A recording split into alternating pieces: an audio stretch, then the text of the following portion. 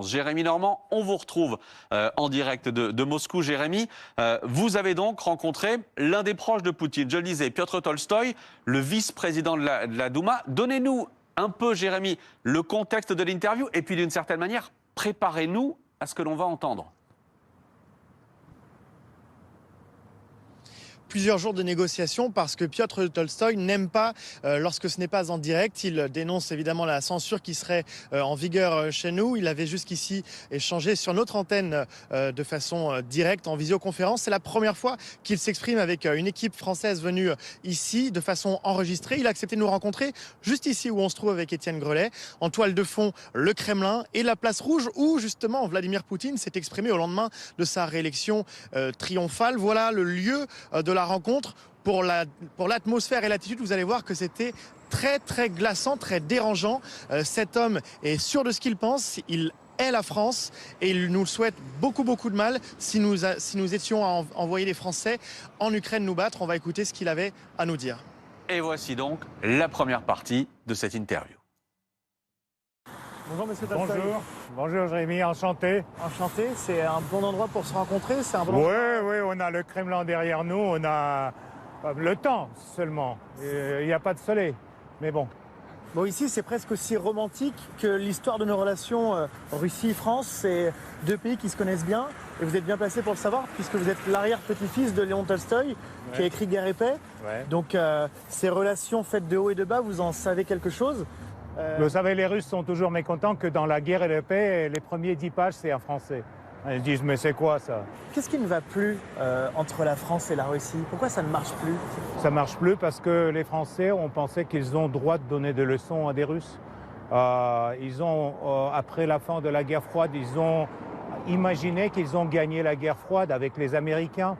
Ils ont oublié l'histoire de l'Europe, l'histoire du continent. Et je parle non seulement des guerres napoléoniennes, mais aussi de la dernière guerre, par exemple. Aujourd'hui, quand M. Macron dit qu'il va envoyer les soldats à Odessa, il faut lui rappeler que la dernière grande guerre en Europe, la France, elle a tenu 40 jours contre les nazis. Et les Russes, ils ont tenu 4 ans et ils ont gagné la guerre au Berlin. Je veux dire très directement que l'idée d'envoyer les soldats français en Ukraine, ça va se terminer par les cercueils à Orly, couverts par le tricolore, et c'est pas Macron qui va aller les chercher. Donc les Français, ils doivent comprendre les conséquences. C'est tôt. Parlez-nous un peu de nous, parce que vous nous connaissez très bien, vous parlez un français parfait, vous avez étudié en France, vous avez été... Oui, j'ai fait mes études, une partie de mes études en France, et j'ai travaillé pour la presse française aussi, ici à Moscou, dans les années 90. Donc la France, vous la connaissez, vous l'avez aimée. Qu'est-ce qui ne va plus? Pourquoi vous ne nous aimez plus? Mais pourquoi je dois vous aimer? Vous avez entamé 19 000 sanctions contre mon pays, vous menez une guerre économique, vous mentez sur la Russie chaque jour sur BFM. Donc c'est la réaction d'un amoureux déçu? Non, mais vous distribuez les narratifs sur la guerre en Ukraine qui sont complètement, pour nous, impensables. Les choses et toutes les provocations qui, durant ces 2 ans, ont déjà passé dans la presse contre la Russie et qui font l'image des Russes comme les gens qui mangent les enfants le matin. Donc, écoutez, on aime bien la France et les Français, mais on ne peut pas accepter ça. Qu'est-ce qui a déraillé dans notre modèle? Vladimir Poutine érige le modèle russe en opposition avec le modèle d'un Occident qui serait décadent. Qu'est-ce qui est décadent chez nous, Français? Regardez votre gouvernement. Est-ce qu'on peut vraiment, à 21e siècle, penser que ce n'est pas décadent d'avoir des gens si spéciaux Qu'est-ce que vous entendez par là? Gouvernement? Mais Vous faites référence au fait que notre Premier ministre Gabriel Attal est ouvertement homosexuel? Je fais référence qu'aujourd'hui, la France est gouvernée d'une partie par les pervers. Tout simplement. Alors, être homosexuel, c'est être spécial, voire pervers? Tout à fait. Pour nous, oui. Absolument. Mais c'est pas... Donc il n'y a pas d'homosexuels en Russie? Non, bien sûr, il y en a. Mais il n'y en a pas dans le gouvernement. Est-ce qu'ils sont protégés? Est-ce que les homosexuels en Russie peuvent vivre librement et protégés par le gouvernement? Bien sûr, leur vie privée est protégée, mais ils n'ont pas droit à la propagande ouverte de leur mode de vie. Le fait qu'on ait un Premier ministre ouvertement homosexuel, Gabriel Attal, pour vous, ça fait partie de cette décadence que vous décrivez en Occident? C'est être homosexuel, c'est un problème? Ben, écoutez, non, c'est la dégradation des leaders européens. Regardez aujourd'hui avec qui on doit avoir l'affaire, avec Scholz, avec Macron, avec Borrell, etc. Donc ça, c'est des gens qui n'ont pas même l'idée de leur parole. Ils ne peuvent pas tenir la parole. Qu'est-ce que vous aimiez chez nous que vous ne retrouvez plus? Vous qui avez été si souvent en France, qu'est-ce que vous aimiez en France que vous ne retrouvez plus aujourd'hui? Bah, écoutez, j'aime bien la France, j'aime bien la culture, je regrette beaucoup que je ne pourrais pas amener mes enfants à Louvre, je ne sais pas montrer Paris, etc. Oui, parce que vous voulez plutôt envoyer une bombe nucléaire à Paris en ce moment, c'est plutôt ça le discours. Bien sûr. À la télévision russe, on calcule la durée qu'il faudrait pour un missile nucléaire pour arriver à Paris. Non, 2 minutes, selon Soloviev. Pas 2 minutes, un peu plus, mais... donc vous avez commencé à calculer les plans? Oui, bien sûr, on calcule parce que, vous savez, pour nous, c'est ce qui est important historiquement pour la Russie, c'est assurer la sécurité du pays. Et quand les pays de l'OTAN, dont aussi la France, mettent les missiles autour de nos frontières et veulent mettre les missiles en Ukraine, en adhérant à l'OTAN, à l'Ukraine. Donc pour nous, c'est inadmissible. Voilà, c'était la première partie de cette interview. La deuxième dans un instant, qu'on va évidemment débriefer. On va répondre évidemment à ce que dit Piotr Tolstoï dans un instant. Mais Jérémy Normand, je reviens à vous à Moscou. Tout y est dans cette première partie. La décadence de l'Occident, l'homosexualité de Gabriel Attal, les mensonges de Paris et de BFM au passage, et la menace nucléaire. On a un condensé, on a un best-of, si je puis dire comme ça, de la propagande russe. Ouais, mais c'est un sprinter, c'est-à-dire qu'à peine les caméras allumées, les poignées de main adressées, il a engrangé ce flux, ce flot de menaces, d'insultes, d'invectives. Évidemment, notre rôle, c'est, en lui donnant la parole, c'est de lui apporter la contradiction, de rétablir les faits. Donc c'est ce qu'on a essayé de faire, mais vraiment, on sent son agressivité. Et il a vraiment envie de faire passer ce message extrêmement menaçant quand il nous donne la durée plus précise que mettrait un missile nucléaire à arriver à Paris. Bon, c'est dit avec un sourire glaçant. Je pense qu'on le sent tous lorsqu'on regarde cette image. Il sait que son français parfait nous déstabilise. Il sait que son expérience de notre culture peut aussi jouer. Vraiment, c'est la voix du Kremlin pour nous, Français. Et c'est exactement dans cet état d'esprit qu'il a accepté de nous dire toutes ces horreurs. Et on va voir ensemble la deuxième partie de cette interview, tout particulièrement sur la situation en Ukraine et sur l'éventualité d'un envoi de troupes françaises.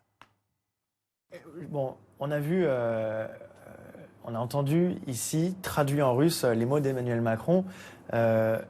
Vous suivez de près ce que dit le président français, plus que ce que dit par exemple le chancelier allemand. Qu'est-ce qui, dans les mots d'Emmanuel Macron aujourd'hui, hérisse le poil du pouvoir russe? Il est le premier entre leaders européens qui a directement évoqué l'envoi des soldats au sol en Ukraine. Et ça, c'est une déclaration qui est pour nous très inquiétante parce que ça nous approche à la Troisième Guerre mondiale. Carrément, parce que... Et c'est vous qui parlez de cette Troisième Guerre mondiale, pas nous les Français. Bien sûr, vous les Français qui voulez venir avec les soldats à Odessa, une ville russe, vous les Français êtes en train de provoquer la Troisième Guerre mondiale. Parce qu'après, je ne sais pas, 300, 400 Français tués, votre président, il sera dans la piège.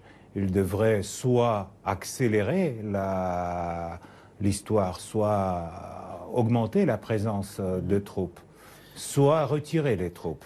Vous dites qu'Odessa est russe. Le gouvernement, le Kremlin dit aussi que le Donbass est russe et d'ailleurs la majeure partie de l'Ukraine serait russe.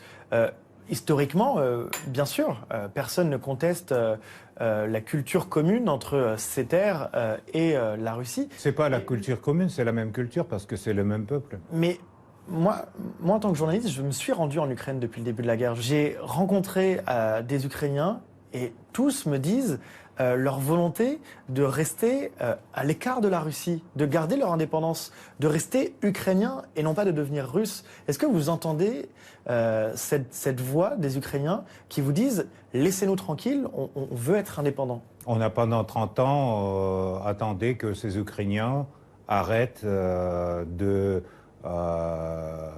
faire des bêtises contre les 20 millions de Russes qui vivaient en Ukraine, de leur interdire leur langue, de leur interdire l'éducation en russe, de interdire l'histoire, d'ailleurs, commune qu'on a l'Ukraine et la Russie. L'Ukraine, c'est mon pays. Mon arrière-grand-père était le maire de Kiev. C'est mon pays. Et je ne veux pas que mon pays devienne un pays nazi, comme aujourd'hui. Mais les choses changent. Je ne veux pas que mon pays parle une autre langue. Et je ne veux pas que mon pays sera en base de l'OTAN pour les missiles contre mon pays. Et je ne veux pas que mon pays, Ukraine, restera sous la dictature des pays occidentaux et de l'OTAN. L'Ukraine n'existera jamais dans les frontières qu'il y avait avant la guerre. Point. N'existera jamais. Pour nous, c'est une question existentielle. Et on ne va pas arrêter. On ne va pas retirer les troupes. On ne va pas faire semblant qu'on est... on ne croit pas, on ne croit plus aux accords avec les Européens, on ne croit plus aux accords avec les Américains. On va garantir notre sécurité à tel point auquel ça sera décidé par Vladimir Poutine, qui est président de la Russie. Et donc, à ce moment-là, quand on va dire on s'arrête, il y aura une autre conférence sur la sécurité en Europe, comme celle de Helsinki ou Yalta.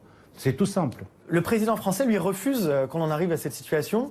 Et on s'en fout de son opinion. Vous vous foutez de ce que dit Emmanuel Macron. Exactement. Et quand il vous dit qu'il est prêt, éventuellement, à ne pas se fixer de limites.